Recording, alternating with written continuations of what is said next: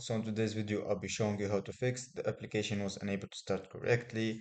Error code, this one for any version of your Windows, wherever 7, 8, 10, 11. So all you have to do is just to follow the link that I will leave in the description. Make sure to follow it. It will direct you to a Google Drive folder. What I want you to do is just to download this Google Drive.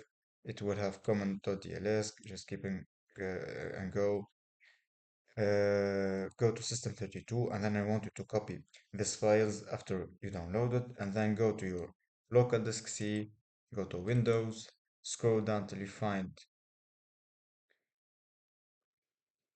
system32, and then paste off those files that you copied.